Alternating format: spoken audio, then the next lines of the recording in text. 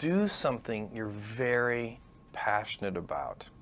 And don't try to chase what is kind of the hot passion of the day. People say you have to have a lot of passion for what you're doing, and it's totally true. And the reason is because it's so hard that if you don't, any rational person would give up. It's really hard, and you have to do it over a sustained period of time. So if you don't love it, if you're not having fun doing it, you don't really love it, you're going to give up. So just go and do it, try, learn from it. You'll fail at some things. That's a learning experience that you need so that you can take that on to the next experience. And don't let people who you may respect and who you believe know what they're talking about, don't let them tell you it can't be done.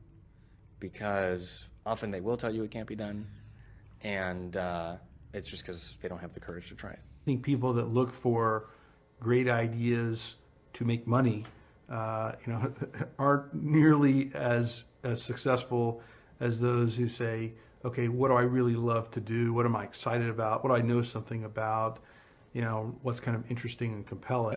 It's very rewarding when you work on something you think is going to make a big difference. And yeah, it's a little bit harder, but I think the passion that one might bring with it brings so much more energy to that you're more likely to succeed. You have to have an emotional investment in what you're doing. If you don't love what you're doing,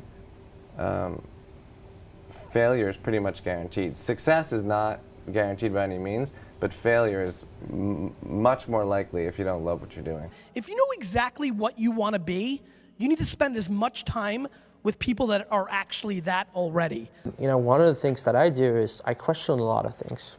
And you can do that in a good way and a bad way, but hopefully if you try to get people to motivate why they're doing something and their way of thinking, the worst thing you can end up with is a situation where you get told, well, this is the way it's always been. Mm-hmm.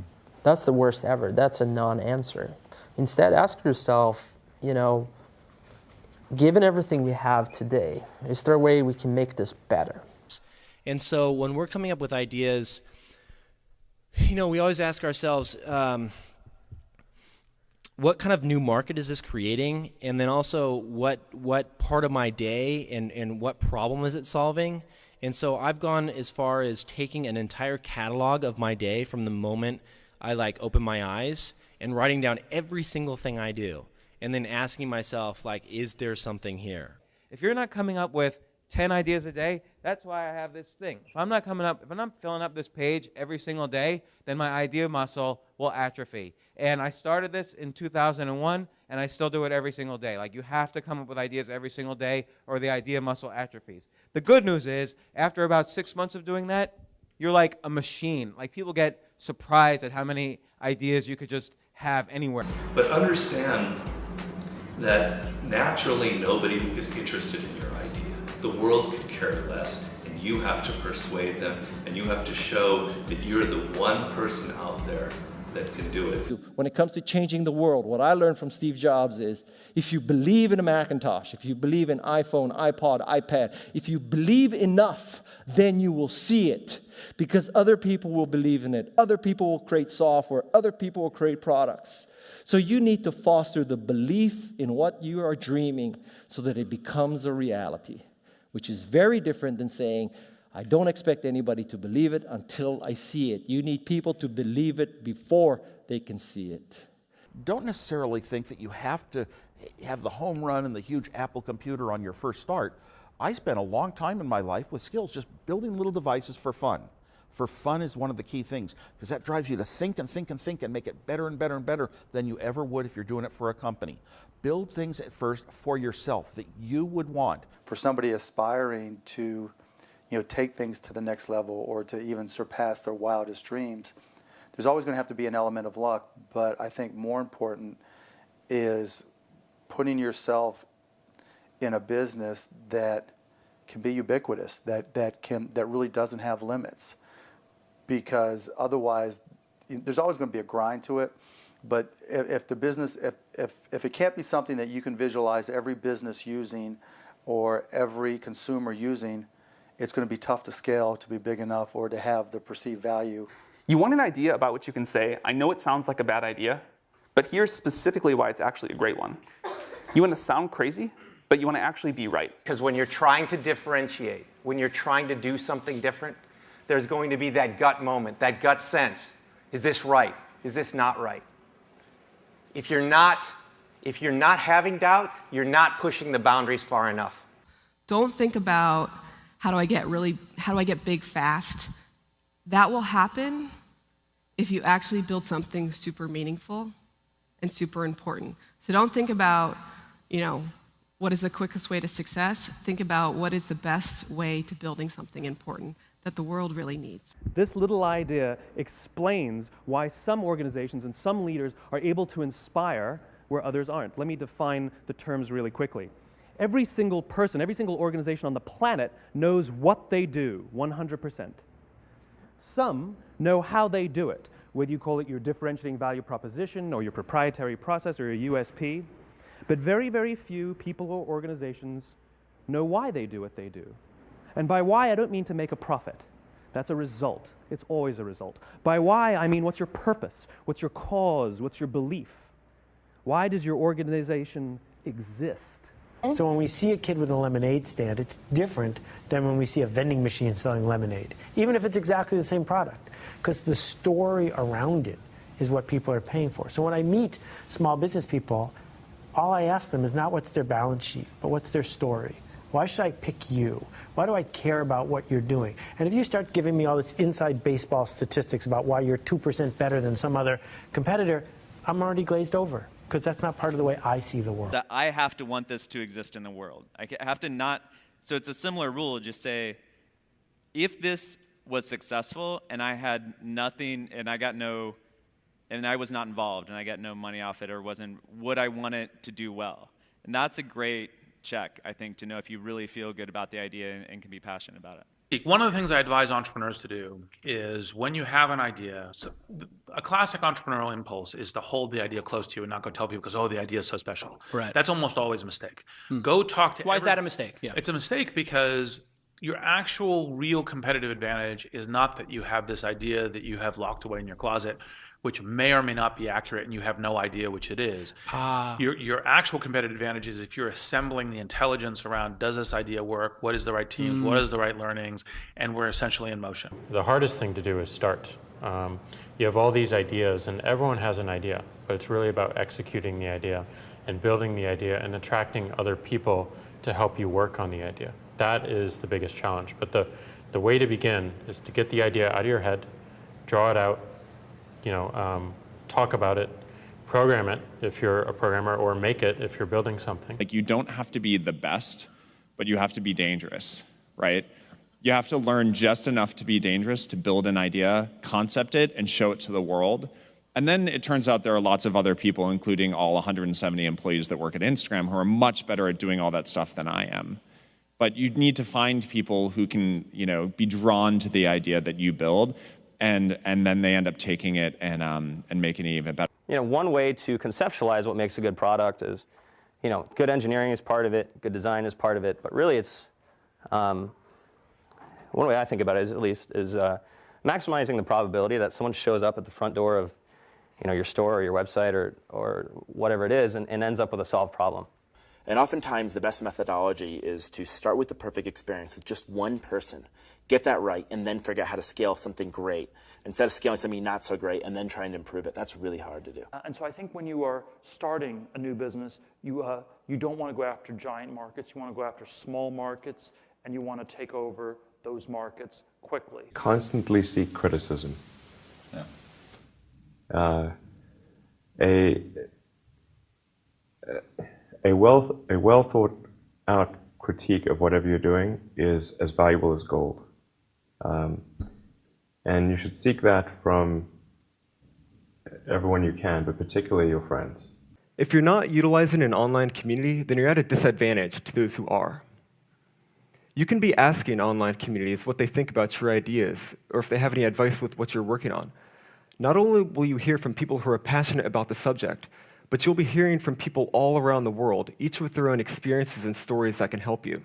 And there are a lot of people from whom we can learn a lot. And I think, like, you know, the one piece of advice is, like, don't underestimate anyone you come across ever. Right. Like, whether they're, a blue-collar worker waiting for the bus, or they're, helping you they're the server or bartender at the restaurant, or they're a lower-ranking employee. I mean, the smartest leaders I've ever seen have always gone around the room and asked for everybody's opinion.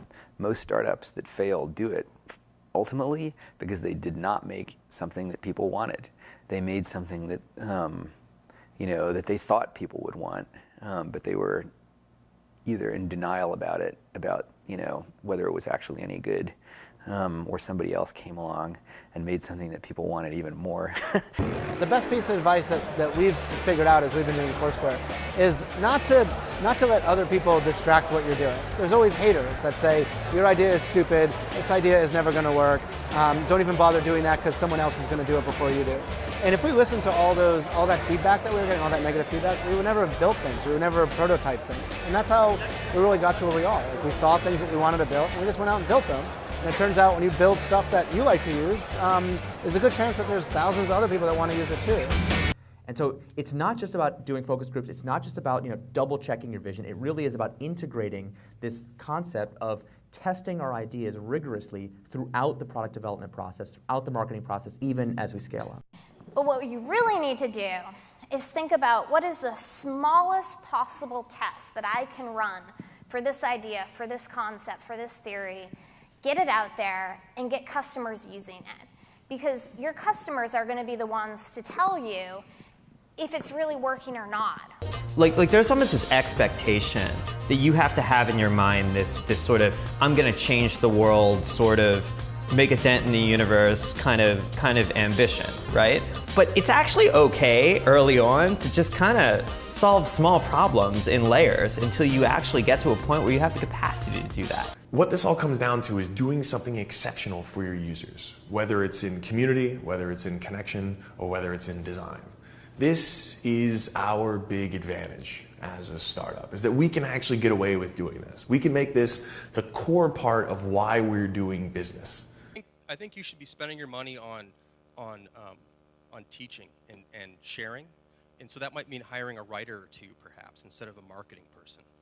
And start writing and start getting people to listen to what you're saying. You can't talk about yourself all the time because no one's going to come back for that, but you have to talk about things that are relevant to your industry or ideas that you have and start to build that audience up. I do think that one thing that's important is, especially if you're a founder or a technical founder, is to realize that you can't do everything, and even if you can, you shouldn't. You should find a great partner, no matter what it is that you're doing, and you should look for someone who is very high intelligence, very high energy, and very high integrity. And you need all three of those, and you can't compromise on any one of them. Otherwise, you'll end up with either someone who's not smart, which does you no good, or someone who's not hardworking, which also does you no good, or the worst case is you end up with a smart, hardworking crook who ends up working against your interests. And integrity is something that takes a lot of time spent with someone to figure out. The most important thing when you're working with people early is that you guys line up on what your goals are. That sounds really basic, but you can totally, it can be fine. You can want to build a small business that makes money, and you don't have to go to an office every day. Or you can want to build a huge company. You can want to build Google. But I think you have to be really, really aligned on that. When a lot of corporations have, they might call them core values or guiding principles or so on, but the problem is usually they're very lofty sounding. They kind of read like a press release the marketing department put out. They sound just like their competitors, and maybe you learn about it on day one of your job, but then it becomes this meaningless plaque on the lobby wall. Well, we wanted to come up with committable core values, and by committable, meaning we're willing to hire or fire people based on those values, completely independent of their actual job performance. The definition of values is they're the behaviors or principles that you religiously adhere to within your company. When I say religious, I mean that no amount of data will sway you from those principles, and the degree to which that you have the courage to maintain your conviction around those ideas is the degree to which you're going to be successful over the long term. A company is simply a group of people, and as a leader of people, you have to be a great listener, and you have to be a great motivator, You have to be very good at praising and looking for the best in people. People are no different from flowers. If you water flowers, they flourish. If you praise people, they flourish. And that's a critical attribute of a leader. So I kind of like half jokingly with a lot of people say that, my job is basically like to be the assistant for the rest of the company. Like my job is to make sure that like you have what you need, that it's and basically you have everything you need to kick ass. Like that's my job. If you don't have that, then let me know because I'm not doing my job. There are a lot of things that are outside of your control. A lot of external circumstances will determine the success of your idea, whether the market timing is right for this new kind of service, or whether people, whether a customer, like the economy is right for your kind of service, right? Whether you meet the right people who will finance your company. Many external circumstances are like outside of your control and but will affect the outcome, and you have to be okay with that. Another quality that I think is important is kind of being flexible-minded or open-minded. I'm not saying you shouldn't have a vision for your idea or your product, but you need to be open to changes. So many things go wrong when you're starting a company, and often I think people ask, what mistakes should you avoid making? And my answer to that question is don't even bother trying to avoid mistakes because you're going to make tons of mistakes, right? And the important thing is actually learning quickly from whatever mistakes you make and not giving up, right? And I mean, there are things every single year of Facebook's existence that could have killed us or made it so that it just seemed like moving forward and making a lot of progress just seemed intractable. But you just kind of bounce back and you learn. And nothing is impossible. You just have to kind of keep running through the walls. The two things we really zero in on people are, two things. They sound simple, they end up being very difficult. Courage and genius. Courage is the one we talk about a lot because it's the one that people can learn. Courage, which is to say not giving up in the face of adversity, just being absolutely determined to succeed, is something that you can like force yourself to do. It can be very painful. You can force yourself to do it. The genius part is a little bit hard to force yourself to do.